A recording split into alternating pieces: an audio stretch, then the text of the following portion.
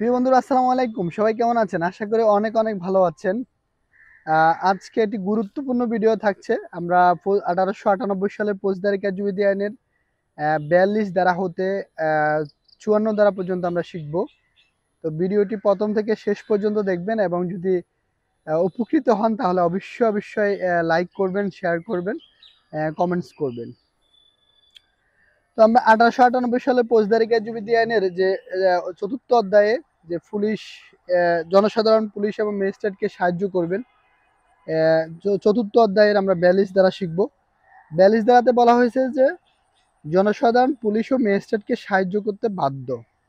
কি বিষয়ে সাহায্য করতে বাধ্য সেটা 42-এর কতে বলছে যে আসামি গ্রেপ্তার করতে এবং আসামি যাতে পলায়ন মানে প্রতিরোধ করতে, আসামি যাতে পালাতে না পারে সে পলায়ন প্রতিরোধ করতে সাহায্য করতে বাধ্য।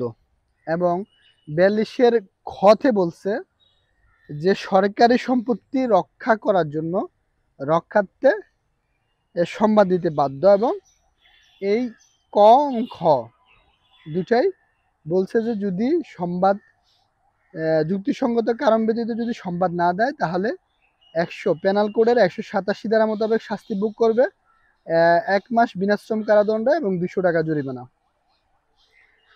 তাহলে আমরা 42 দ্বারা শিখলাম কি জনসাধারণ পুলিশ এবং ম্যাজিস্ট্রেটকে সাহায্য করতে বাধ্য।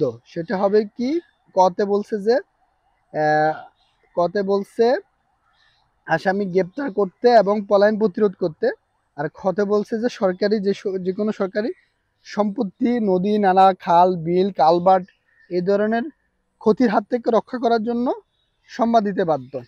ঠিক আছে।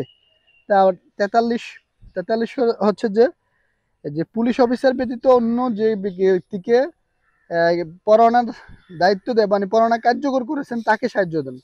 অর্থাৎ পুলিশ অফিসার ব্যতীত অন্য যে কোনো একজন ব্যক্তি ওয়ারেন্টের আসামি ধরেছে, তো তাকে সাহায্য করতে হবে জনসাধারণ, এটাই বলছে। তারপর 44 দ্বারা হচ্ছে যে অপরাধ সম্পর্কে কতিপয় অপরাধ সম্পর্কে সংবাদ দিতে বাধ্য। এখন কতিপয় অপরাধ তো হলো যে পেনাল কোডের 36টা ধারা, 36 টোটাল 36 পেনাল কোডের 34টা ধারার অপরাধ সম্পর্কে জনসাধারণ সংবাদ দিতে বাধ্য, সংবাদ দিবেন। তারপর হচ্ছে 45 হচ্ছে যে গ্রাম প্রধান, হিসাব নবিশ, জমির মালিক, জোতদার, এগুলো এক সময় ছিল, এখন হয়তো নাই, কিন্তু এক সময় ছিল। তো সেই জমির মালিক, হিসাব নবিশ, জোতদার যারা রয়েছেন তারা নয় ধরনের ব্যক্তি।